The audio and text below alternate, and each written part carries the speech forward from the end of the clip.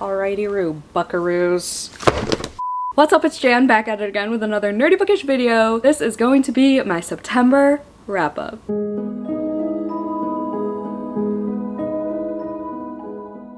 Hello, people of YouTube. I read 30 books in 30 days. Everybody clap. Hasn't happened all year. It happened a couple times last year, so I was like, I know I can do it. But of course, I picked the worst, most tragic month. Well, it was tragic because of Joey's mom, if you didn't know, but otherwise, it started off as a good month. I met St. Gibson, met Eric LaRocca, met the vocalist of Grayscale, went to a couple concerts. It was a good time. Did a lot of bookish things. But yeah, then life kind of threw us for a loop, but we persevered. It happened. It took just a couple manga volumes and some audiobook help, but for the most part I read books I wanted to read and I was happy to read, and we're on my physical TBR. Let's see, how many were on my physical TBR? 1, 2, 3, 12 of those 30 books were on my physical TBR. I'm going to get rid of a handful of those. Here's my wrap up. I'm on a beanbag, a massive one. Whoa, he is struggling. Let's put him, there you go.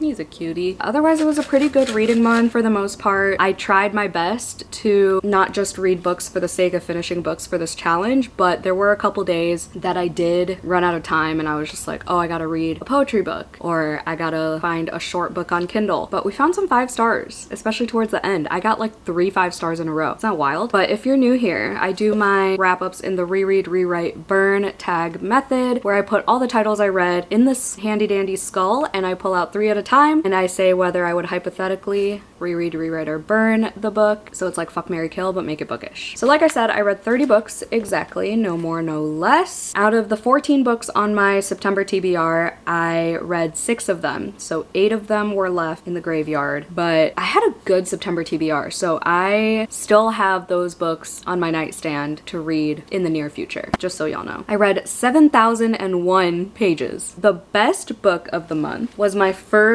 physical book, The Bewitching by Sylvia Moreno Garcia. I actually have a whole spoiler-filled dedicated reading vlog for this, which I'll link down below because this was my full moon book club pick. I love when that happens, when my full moon book club pick is my favorite of the month, or if it's a 5-star book in general. This was like 6 stars, all-time favorite, going on my favorite shelf. This was the perfect gothic, autumnal, historical, witchy book, and then it gets bloody, especially at the end.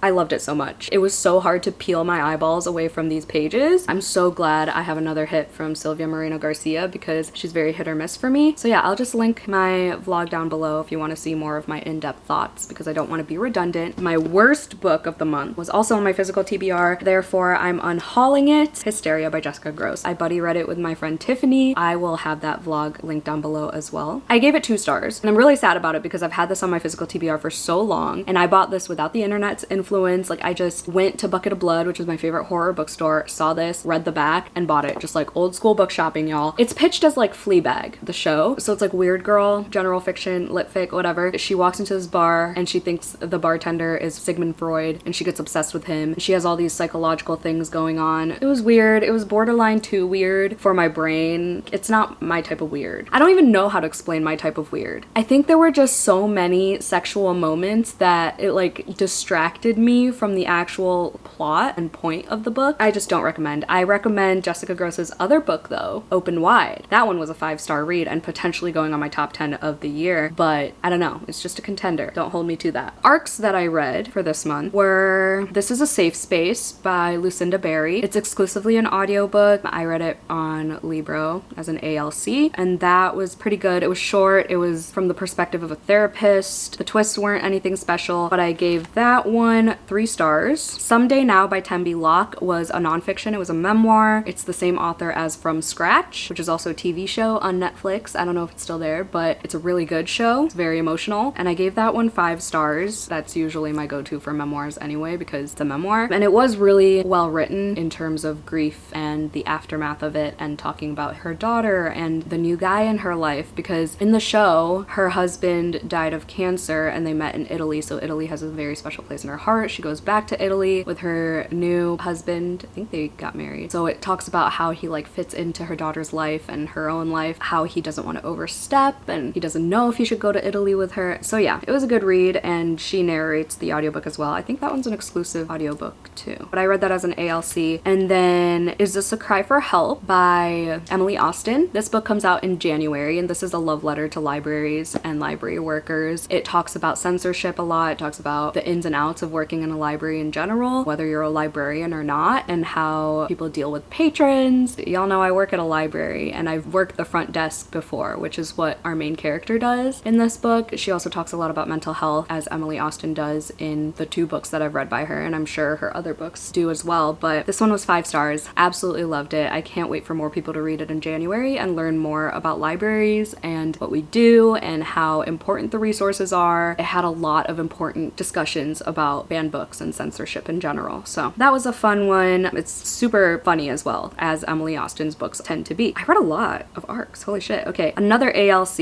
is Where Did Everybody Go by Don Martin. He wrote Verity Vox and The Curse of the Foxfire. So I actually met him, and he's super sweet. And this talks about loneliness and humanity in general, and it talks about the pandemic, which I usually am not a fan of, but again, it was narrated by him, so it was a good time hearing his voice. It had good points about loneliness and what you can do to like build community and how he dealt with COVID and things like that. So that was good. And then lastly for ARCs, it was already out. I got it from the library to see the pictures because I wanted a physical copy of it, but I did have a NetGalley ARC for it, and that is The River Has Roots by Amal El-Motar. They're the co-author of This Is How You Lose a Time War. This one was really good. I gave this one 4 stars. It was a lot better than I expected because I was disappointed by This Is How You Lose a Time War because it was very hard to grasp your head around, and it was like time stuff, and I don't really like time travel and time loops and time manipulation, things like that. There are a couple exceptions. So I didn't have too high of hopes for The River Has Roots, but it was so magical. I immersively read it, and the audiobook made it so much more of an experience. Like there was singing, there was music, there were sound effects. Oh, also I forgot to say, okay, that was my last ARC anyway, but I forgot to do the breakdown. So physical books, I read 11. Audiobooks, I read 7. Immersive reading, 7 as well. And then digital, I read 3 ebooks, for those of you who are curious. Coffin covers for my Patreon monthly reading challenge, where you look for things on covers. The challenge in September was to look for trees on the cover, and Someday Now had trees, as well as The God of the Woods by Liz Moore, which I gave 2 stars. I was so mad about this book. God, I've been reading too many books lately where the ending just ruins everything, where it's so like, what's the point of the whole book type of ending. I'm definitely unhauling this, so it'll be on my Pango. It's annotated if you care about that, but this is way too long for what it was. I was so mad about the ending. I get it. Like, I get why it's a good ending for some people, but it just pissed me off because I was like, that's a novella type of ending. You don't make your readers work this hard for that type of ending. That's just cruel, okay? So this follows multiple timelines. There are 2 people missing, Bear and Barbara, and then you just have like 17 different perspectives, some of them unnecessary in my opinion, and you essentially find out what happened to these 2 people. One was a better reveal than the other, but still, especially that last page. Usually I love a last page, last line moment, but oh my god, I wanted to throw the book across the fucking room because this took me so long to read. I will link my Do Your Worst episode 12, where I read Sash Reeds's worst books, because the rest of my thoughts will be there. That was a contender for my worst book of the month, if that tells you anything. And then my book box book for the month was also Only the God of the Woods, the book of the month edition. And then for my 2025 TBR, I read Absorbed by Kylie Whitehead. My friend Destiny gifted me this book, and we decided to buddy read it. I don't know if they finished it or not yet, but I finished it, and it was on my 25 for 2025, and I gave this 4 stars. It was definitely weird. I forgot a lot about it, to be honest. Oh yes.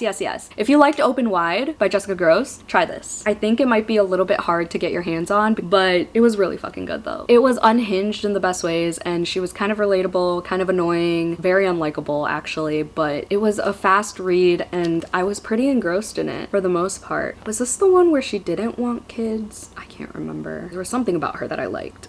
Oh, I just saw me underline the word rat. Every book I've read since Julie Chan is dead, pretty much every book has included rats one way or another. Like, that blows my mind, honestly. And then the last thing with the stats is Role Playing by Kathy Yardley, which was on my 12 Recs by 12 Vamps, which I'm almost done with. I have 5 more. I'm going to do it, hopefully before December. But role-playing, I gave 4 stars as well. It took a little bit for me to get into. It's a romance that I read via KU. It's called role-playing because they play role-playing games, and that's how they met. They're older protagonists. They're like in their 50s or late 40s. They have really good discussions about their like personal issues. They're very mature. Like, I love a mature romance, but she's also like, she's a fun mom. She's not uptight or anything like that, and he isn't grumpy or anything. It was a very unique romance. I enjoyed it a lot, and that was recommended by Sash from Sash Reads as well. I'll link her channel down below. And that's it. Let's finally get on into our first 3 picks. Is This a Cry for Help by Emily Austen, The Haunting of Gillespie House by Darcy Coates, Hysteria by Jessica Gross. Gonna burn this. Already talked about it. I don't want it on my shelves anymore. Sick of looking at it. I didn't like the cover anyway. Is This a Cry for Help? I would reread because it was 5 stars and it was so good, and I love a book that talks about libraries in a positive manner like that. And it really did do it well. Like, the discussions about censorship, you can tell that Emily Austen, if she didn't work at a library herself, she did a lot of research. They had some very nuanced discussions throughout, so highly recommend that one when it comes out in January. And then Haunting of Gillespie House, I think I gave that a 3. Yeah, so if you didn't know, if you haven't heard, I'm starting Project Darcy is what I'm calling it, and it's nothing official. Like, I'm not doing vlogs about it or whatever. It's just whenever I read a Darcy Coates book, I'm definitely gonna check it off this big list that I made of all her books. I put her books in publication order. I'm gonna try to read them in publication order, but I also own some of her more recent books like Gallows Hill and stuff, so I will probably read those out of order, but that's what I'm trying to do because I want Darcy Coates to be my like gateway, I guess, into horror that doesn't fit in my comfort zone. Like, I know she wrote Parasite and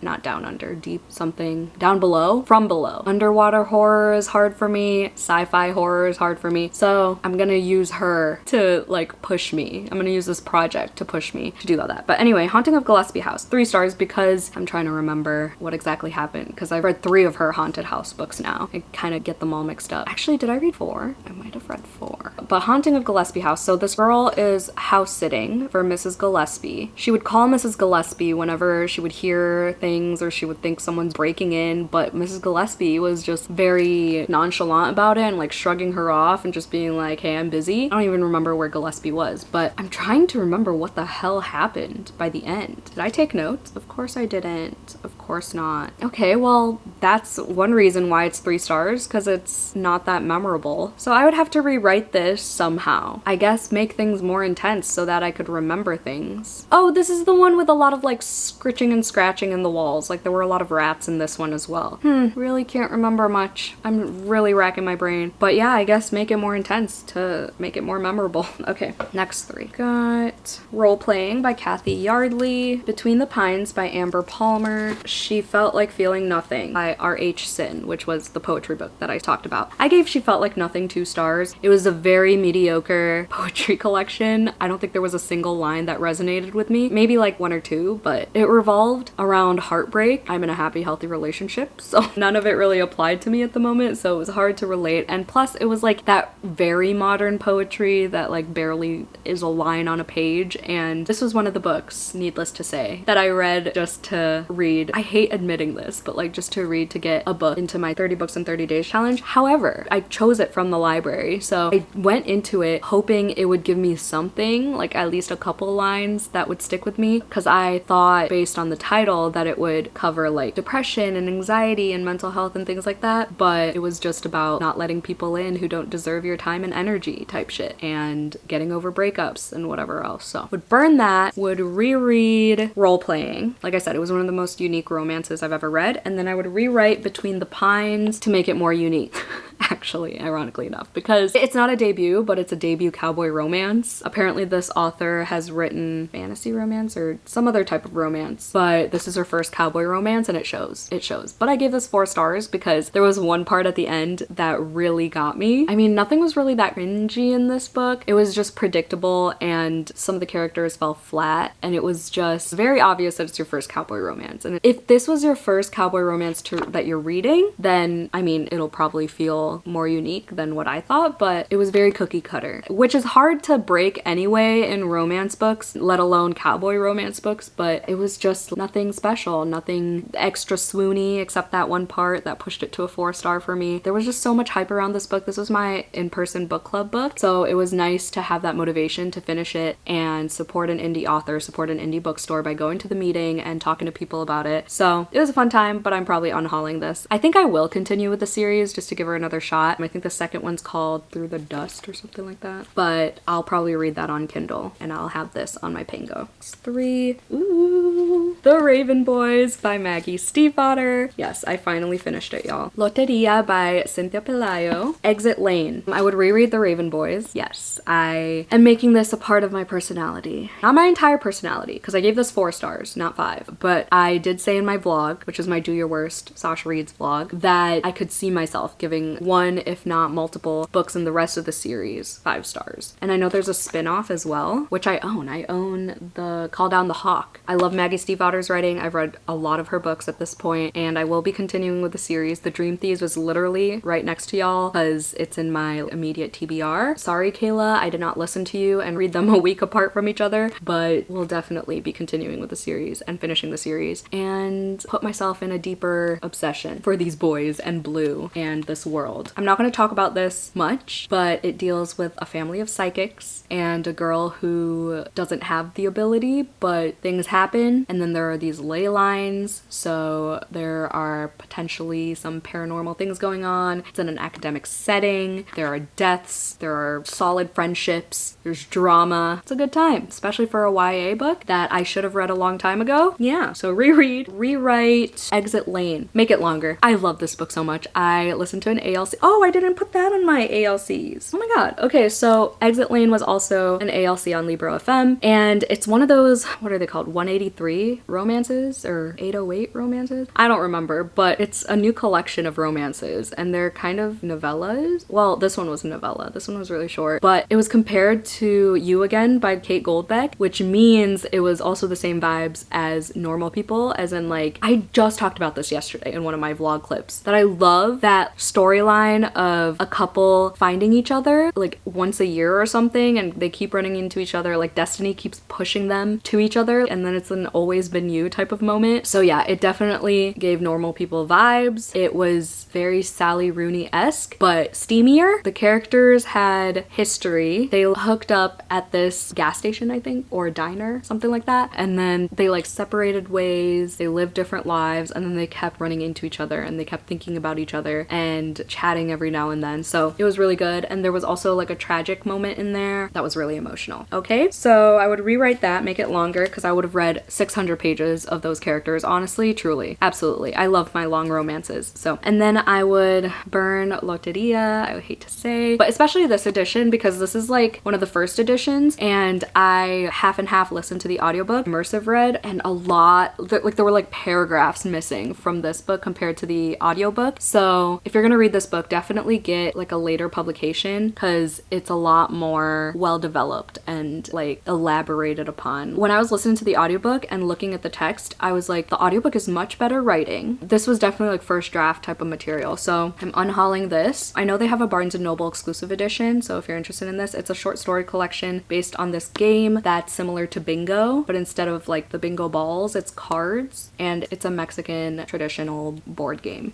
Rosen, I don't know how to say this. Is it Rosin or Rosen? Blood Volume 1 is a manga. Legend of Sleepy Hollow by Washington Irving. I always want to say Irving Washington. And then another manga, Sign of Affection Volume 1. Okay, fuck. Okay, so Rosen Blood Volume 1, I gave 5 stars, so I think I would reread that because it was very bloody, very vampy, but not a Dracula retelling. They have like these crystals that provide something for them. There's this girl who ends up at this gothic mansion, and she becomes their maid, and then she finds out that she lives with a bunch of vampires. It's a good time. I'm excited to continue that series. So I would reread that, rewrite, okay fine, I'll rewrite A Sign of Affection to not have it have a cliffhanger like that, okay, if you would even consider that a cliffhanger. I already have volume 2 from the library, so I'm gonna read it. It's a romance that has deaf rep, and it's so cute because she's just like so shy and reserved, and she starts teaching this guy sign language because he asks to learn because he wants to communicate with her better. And they're just so cute. The tension is there, but it's so wholesome at the same time. And he's so like tender and gentle with her. It's so cute. So I would rewrite that and make it, honestly, make an omnibus. I would read about them for days. I love them so much. They're so cute. Apparently this series has more than 10 volumes, so I'm excited. I hope I stick with it. I hope I can find them all at the library because I don't usually buy manga unless it's Junji Ito. Y'all know this. But yeah, and then I would burn Sleepy Hollow. I am not getting rid of this though because this was a gift from fellow vamp Mike. Thank you so much. Plus I would want to reread this at some point realistically because it is a classic and it does have very atmospheric autumnal writing. But like if I'm gonna do a gothic-ish horror, autumnal horror that's a classic, this wouldn't come to mind unless I want like a shorty patorti, you know? But I'm glad I finally read it. It was creepy at times, I think, or intense at times. It had action by the end, but there's a lot of like lead up for such a short book. So in this scenario, would burn this, but it's staying on my shelves. I don't know why I'm holding the skull so weirdly. The Healing Hippo of Hinode Park,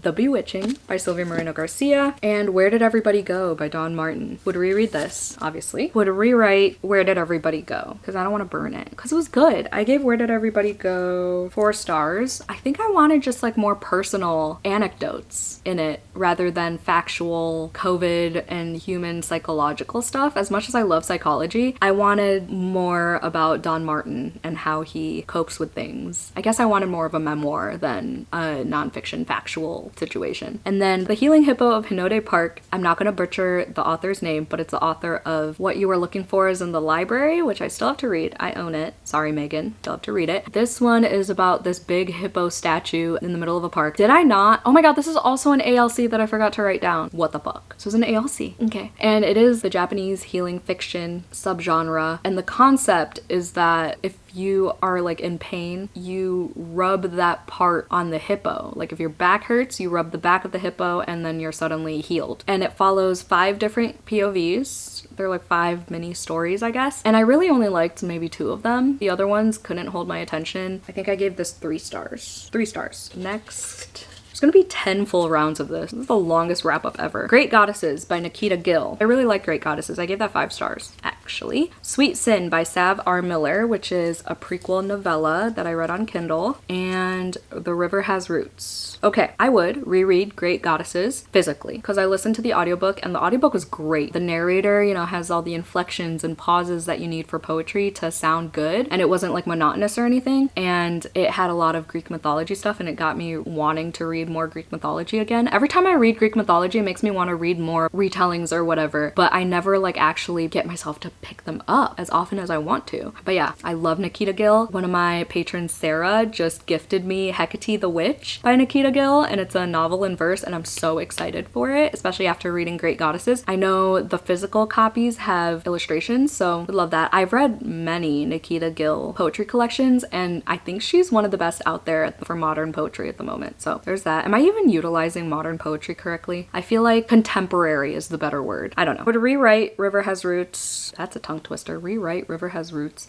I don't know how, because it was really good. I think there were a couple confusing moments maybe, or just scenes that I wanted more of, because it was about a girl and her sister and they got separated. They were really close and then they weren't because of a man. That's kind of the gist of it. And then there was some magic involved. There's like a harp and things like that. So maybe longer, honestly. Make the book longer because it was a novella. It was really short. It was really quick. I think it was the perfect length for the story for what it was, but at the same time, I'd read a full novel with that story. And then Sweet Sin I would burn because it was just mostly smut, but it was good smut. What did I give Sweet Sin? 3 stars, so it wasn't bad. I read it because I have endless anger and I hauled it in a vlog, and one of my patrons, Mackenzie, informed me that it's a spin-off series of Monsters and Muses. And then I did my research on Of Monsters and Muses, and she also actually gifted me book 1, but I heard you have to read Sweet Sin for things to make sense and you establish the relationship with the characters and stuff. And I already forgot the names. Was it Enzo? No, I'm thinking of Laszlo from Hot for Slayer, the new Ali Hazelwood story. I just know it was short, it was quick, but I liked it. I didn't cringe too hard during the sex scenes, and like it actually felt like there was somewhat of a plot. Like it felt like a Katie Robert book, but I would burn it because there's a whole series to read that's probably essentially the same thing.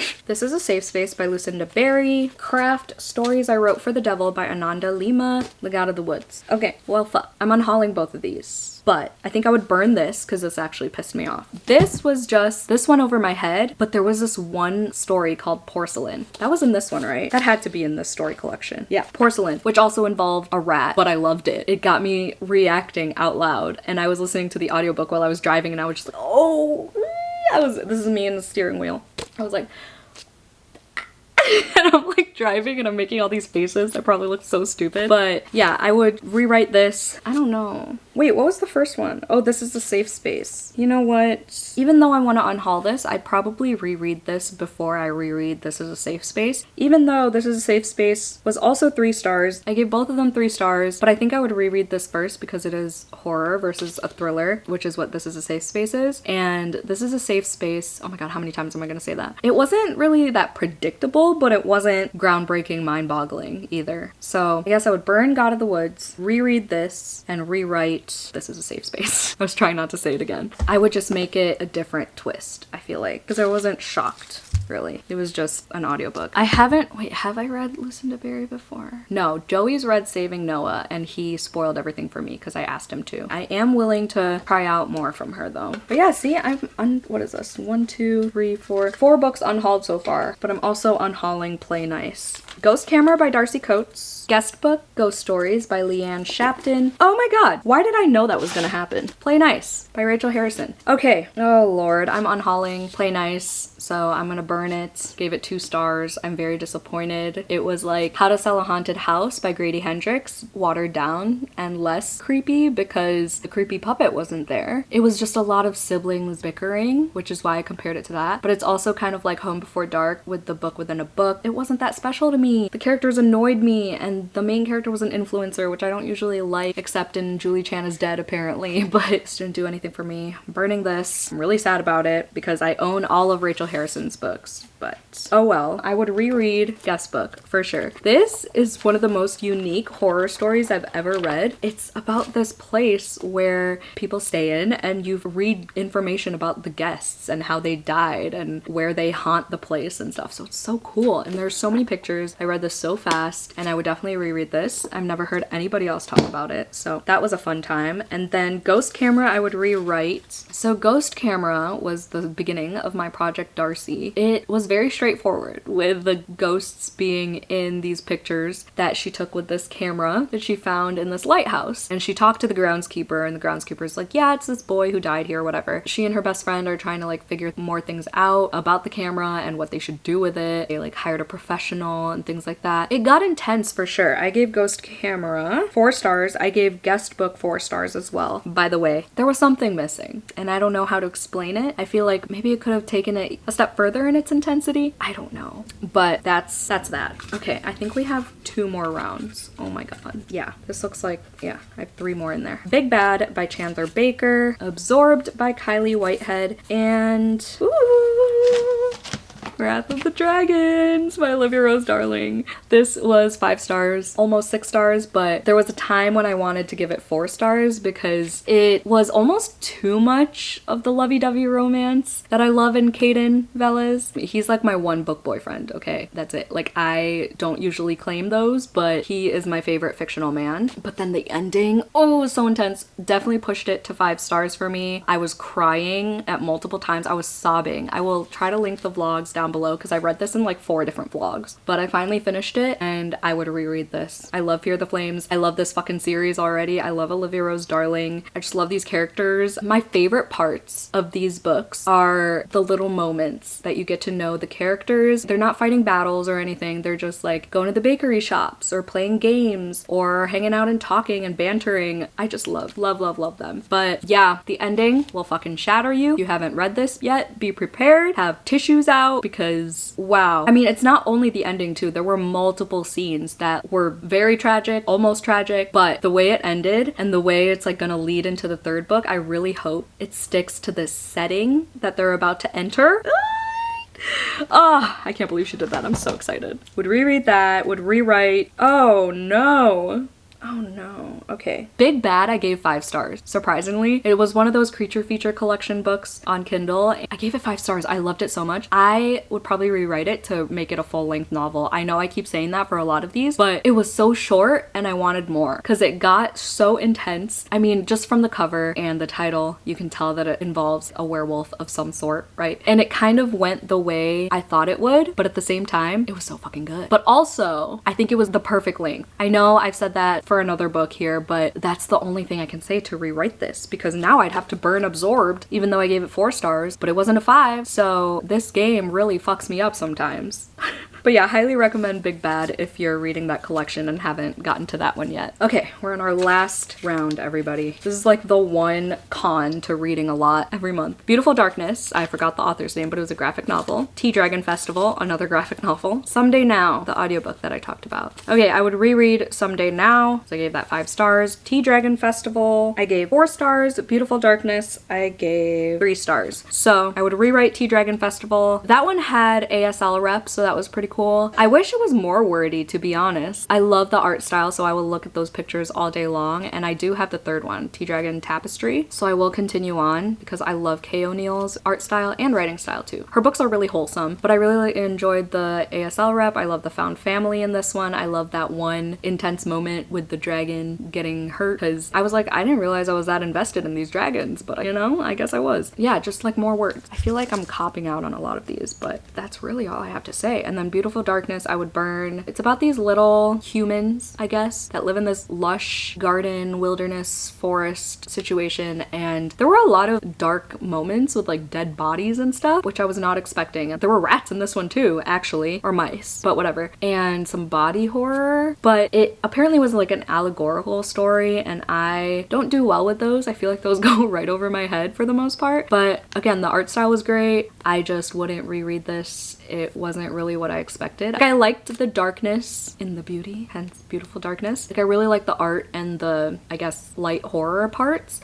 but the dialogue itself and the story wasn't for me. So that is everything, dude. Holy shit, we did it. Let me know what you think about any of these books. Thank you for watching this whole thing if you did, since it's a longer wrap up. If you made it to the end of this video, let's put an autumnal emoji, like one of the autumn leaves, in the comments down below. Thank you so much for watching. Hope you had a 5-star day. Don't forget to do some self-care, and I'll see you in my next video. Bye!